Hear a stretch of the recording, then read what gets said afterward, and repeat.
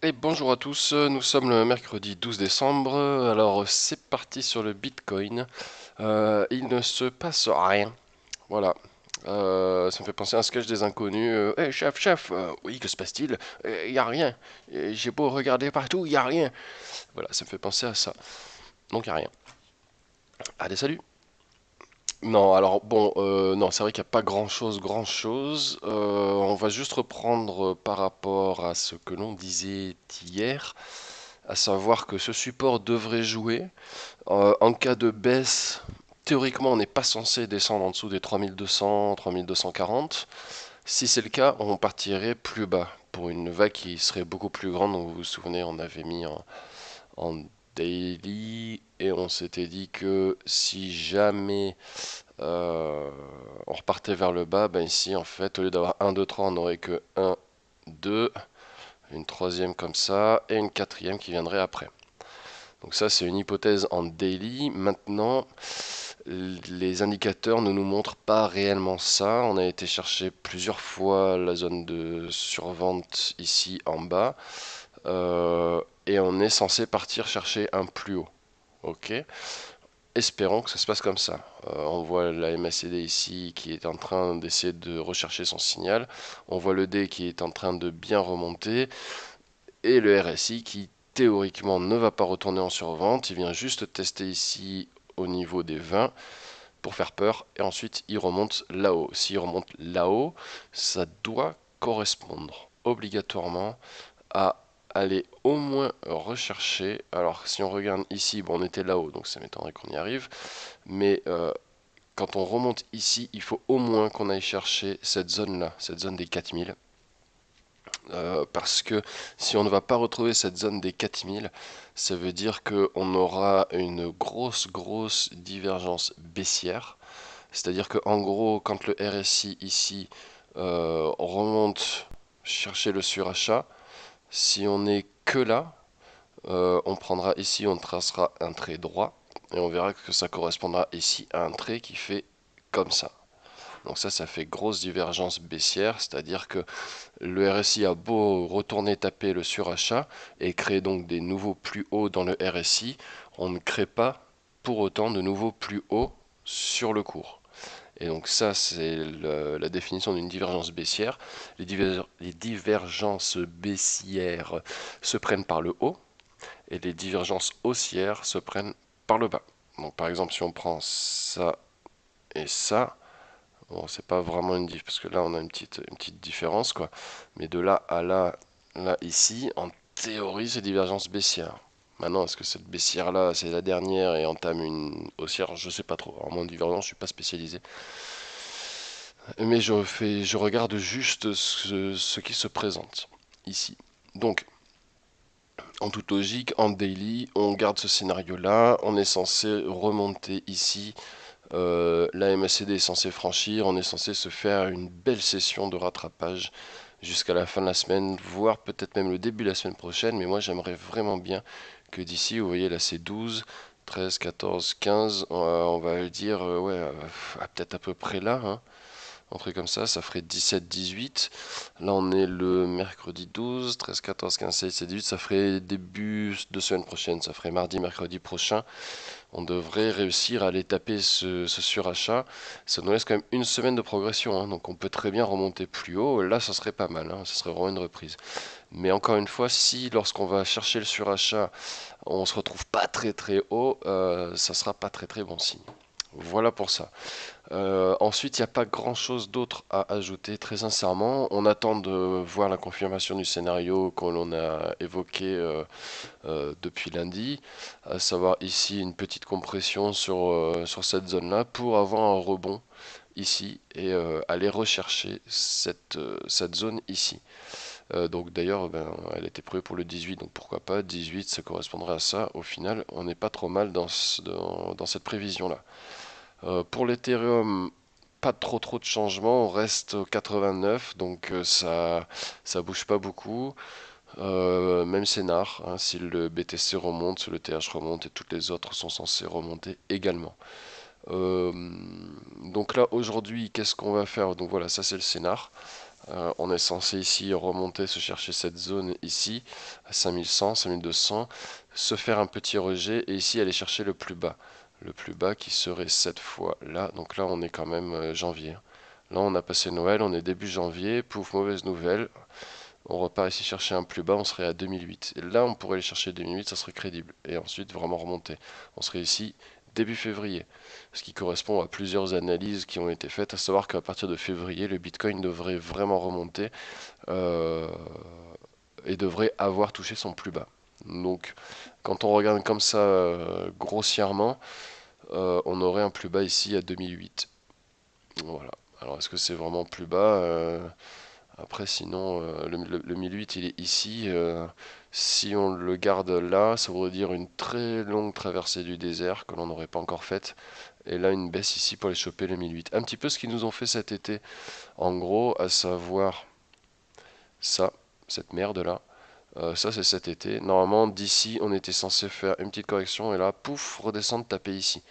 Mais si vous vous souvenez bien, mon hypothèse, c'est qu'ils ont volontairement installé 2 mois de range ici pour que lorsqu'au moment où on va taper ici le support, eh ben on soit plus bas. Parce que si on avait tapé ici, le support il aurait été à 4005.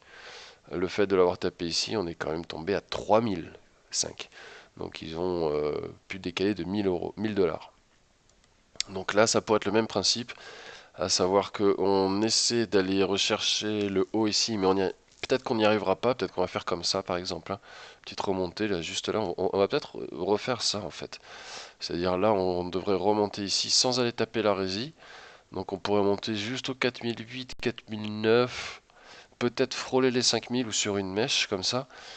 Après, redescendre ici, retaper ce range dans lequel on est depuis une petite semaine ici, et faire un range ici entre 3000 et 3005, jusqu'à ce qu'on arrive à ce niveau-là, qui compresse, compresse, compresse, compresse, compresse ici, et là, rejet, et on arriverait là. Donc à la limite, je vais même me le mettre vraiment plus comme ça. Voilà, je veux bien ça, comme ça. Et ça viendrait à partir de là. Tac. Parce que ça. Voilà en gros mes scénarios. Alors ce E là, que vous voyez sur tous mes graphiques depuis le début, etc., où vous voyez les vagues A, B, C, le D normalement qui aurait dû être comme ça, que du coup j'ai été décalé ici, et le E. Dans mon scénario, celui-là il date d'il y a très longtemps, hein, ce scénario-là, je crois que c'est avril-mai à peu près que j'avais posé ces vagues d'Elliott là. J'avais posé ça en fin mai, il me semble, mi-mai, fin mai. Je l'ai un tout petit peu décalé ici, surtout pour le point D. Et dans mon hypothèse, on faisait nos vagues successives. Et le E ici, là, on le craquait et ça décollait. Donc on va voir. Pour l'instant, on va peut-être suivre ça. Alors ça, je vous rappelle, ça fait très longtemps que c'est posé. Euh, on va peut-être suivre ça. Et là où on va se faire base, c'est qu'on va pas arriver jusque là-haut et on va redescendre et on va probablement reproduire ça pour se refaire une dernière petite phase ici de baisse à 1008, mais ça devrait venir plutôt début 2019 que fin 2018. Je pense que là on est plutôt parti pour se faire une belle période de Noël, pour faire remonter un petit peu, voir s'il n'y a pas des gens qui vont refaire une petite folie, là, hein. On sait jamais, en tout cas si c'est le cas, nous on est bien placés. Euh, on s'en sort pas trop mal. Voilà. Au niveau des indicateurs, je suis en train de travailler, petite surprise, je suis en train de travailler. Alors, est-ce qu'on en a un qui est un peu vide là pour que. Voilà, celui-là est à peu près vide. Et on va se prendre, il est où mon test pivot? Test pivot, c'est pas Bernard, c'est pivot là. Alors là, on est en daily, on va même se les mettre en weekly. Voilà. Et donc, on voit des pivots comme ça. Donc, c'est des pivots qui sont calculés en weekly, c'est-à-dire que ça prend le point moyen de la semaine, un premier point le plus haut de la semaine, un second, un troisième, et ensuite un premier point le plus bas de la semaine, un deuxième, un second, un troisième. Et ça nous donne tous ces petits traits là partout. Euh, et quand j'ai fait ça hier, il y a quelque chose qui m'a quelque peu alarmé. Et vous allez le regarder avec moi d'ici 5 secondes.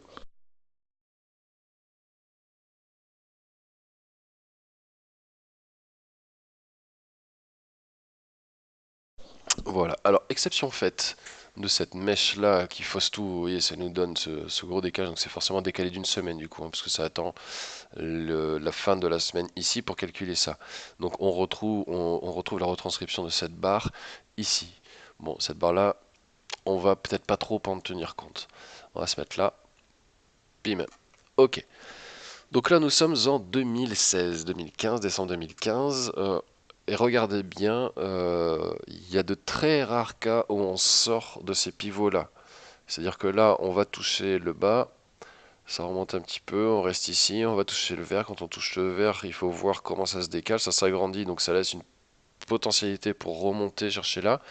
Mais quand c'est rejeté, ben on sait qu'on va aller chercher un petit peu le middle ou le bas. Là, on voit qu'on sort un tout petit peu. Mais vous verrez bien que c'est une des seules fois où on sort. Donc c'était en mai 2016. Alors moi j'étais pas dedans, donc je sais pas du tout à quoi ça correspond. Euh, et ensuite vous voyez que le cours, voilà, il reste tout le temps dans ces, plus ou moins dans ces bornes-là. Ici, encore décembre 2016, on sort un petit peu. Sinon là, on sort quasiment pas. Et là, un chouïa. Et même pendant la grande frénésie ici, regardez, hein, on est bien dedans. Même pendant la frénésie, et là ça monte, ça achète grave, hein. Et on sort pas, hein. On sort quasiment pas de ces pivots là. Donc là on est au 20 000, là. Hop, et là on redescend, paf. Donc vous voyez que après avoir été tapé pendant un mois, 2 mois à chaque fois la borne haute ici, et ben c'est parti pour aller chercher le bas. Donc on va chercher le bas, on retourne un peu en haut, le bas ici, etc. Maintenant vous voyez quand il y a des pertes, les pertes restent toujours dans, dans les pivots ici, et reste bien, hein. Il va pas aller chercher ça en bas d'un coup, etc. Maintenant, regardez un petit peu ça. Donc là, on est en juin, juillet. Là, on dépasse un petit peu. 26 juillet, on sait pas pourquoi. Si ce n'est l'anniversaire de mon fils. Euh, on ne sait pas pourquoi, ça dépasse comme ça, mais bon. Pour moi, dès que ça sort des pivots, c'est que c'est un mouvement brutal. Le mouvement brutal, il est téléguidé, quoi, si vous voulez, hein. Donc ça, c'était juste pour aller rattraper la résie qui est là-haut et ensuite que ça se fasse rejeter. Et alors là, c'est pas mal. Là, on arrive à maintenant là. Donc regardez, là vous voyez tous les pivots, ça se resserre, ça se resserre, ça se resserre. On sait pas ce qui va se passer, hein. Regardez ça, c'est rikiki dans un mouchoir de poche. Et après, normalement, quand quand les pivots de ce que j'ai cru comprendre, hein, parce que je suis pas spécialiste des pivots, j'ai mis mettre tout doucement. En gros, quand vous avez ici la différence entre, on appelle ça le S3, donc vous avez S1, support 2, support 3, le middle qui est à peu près là, je ne le trace pas, R1, R2, R3. Et quand vous avez, si vous voulez, la distance entre S3 et R3 qui diminue, ça indique un changement de tendance. Et après, quand ça se réélargit, eh ben, ça veut dire qu'on est dans la tendance. Et ensuite, quand ça se resserre, changement de tendance. Donc on le voit ici, par exemple. Là, on est dans une tendance baissière. Donc vous voyez que les pivots restent grosso merdo les mêmes. Hop, là ça se resserre. À partir de là, vous voyez entre ici et ici, ça se resserre bien. Changement de tendance. Pouf, on entame une tendance haussière avec les pivots qui sont très resserrés.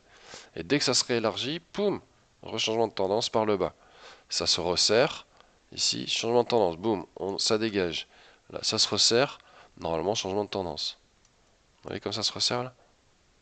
Donc là, on est en range. Ça se resserre. Boum, dès l'ouverture, ça sort. Et alors là, je voudrais que vous regardiez bien. Parce que ça, c'est vraiment ce qui vient de se passer, hein. On est 20 novembre, hein, c'était il y a 2 semaines. Et regardez-moi à quel point on sort des pivots ici. J'ai jamais vu ça sur le Bitcoin depuis 2014, quand on vient de le refaire ensemble. Autant quand il y a des petites phases même des grosses phases de hausse, on peut sortir temporairement ici. Mais là, on est vraiment bien éloigné. Vous avez vu le trou qu'il y a ici?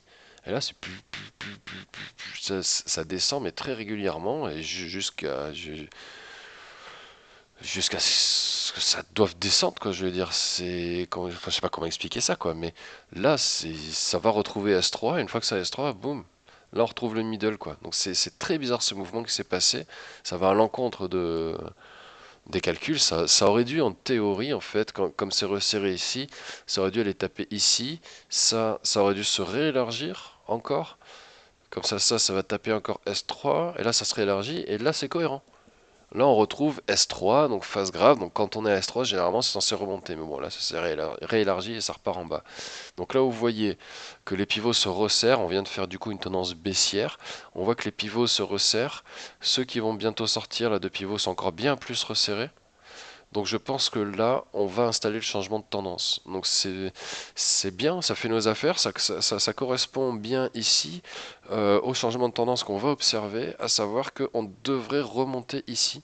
Donc avec les pivots qui vont se resserrer pour cette semaine-là. Et la semaine prochaine, ça devrait se réécarter en tendance positive et remonter. Et donc il faudra que le cours aille chercher R1, R2, etc. Voilà. Et en fonction de ce que ça va chercher, ben, on verra où ça va exactement. Donc voilà ce sur quoi je suis en train de travailler en ce moment, les petits pivots que l'on peut donc modifier ici. En weekly, c'est là où ils sont les plus parlants parce qu'en daily, vous voyez plus rien.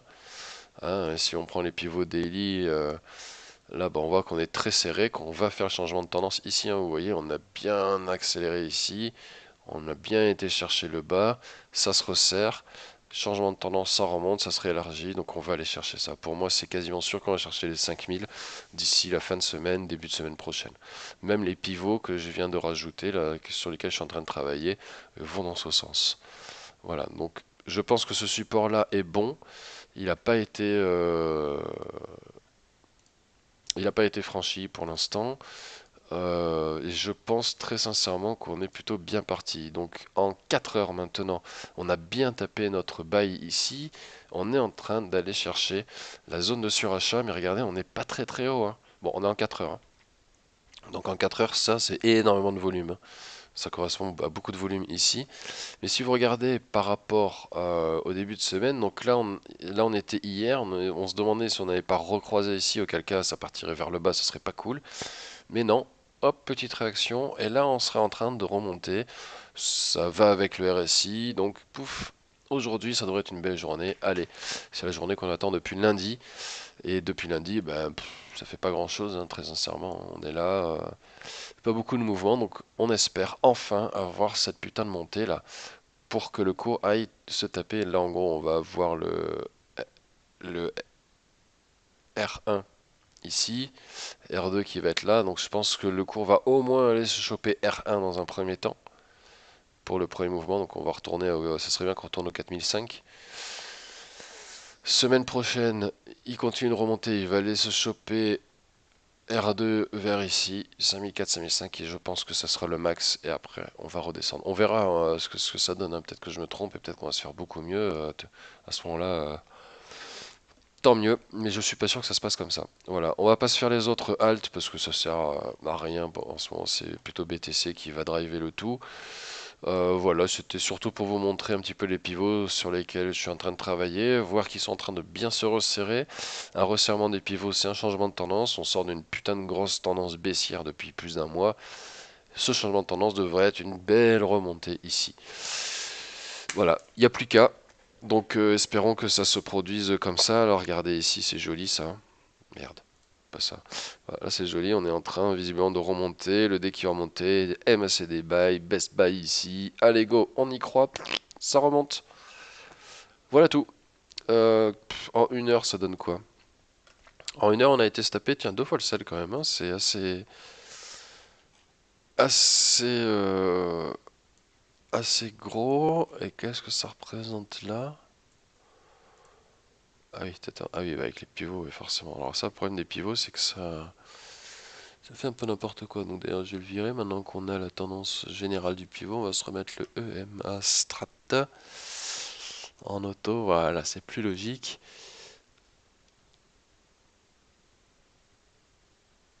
Ouais. Alors là, en 1 heure, soit on se fait une phase comme ça. C'est-à-dire qu'on va rester un bon moment là, et donc là oui on peut très facilement remonter ici. Soit il nous refait un petit test ici vers les 50, 40, 50, pour qu'on redescende là, pour que là on se dise bon bah finalement ça va pas remonter, et là, poum, on éjecte tout le monde et on repart là-haut. Mais je pense que c'est plutôt là que ça va le faire. Donc soyez attentifs, mais normalement il n'y a rien d'alarmant, il y a plutôt une bonne journée en perspective.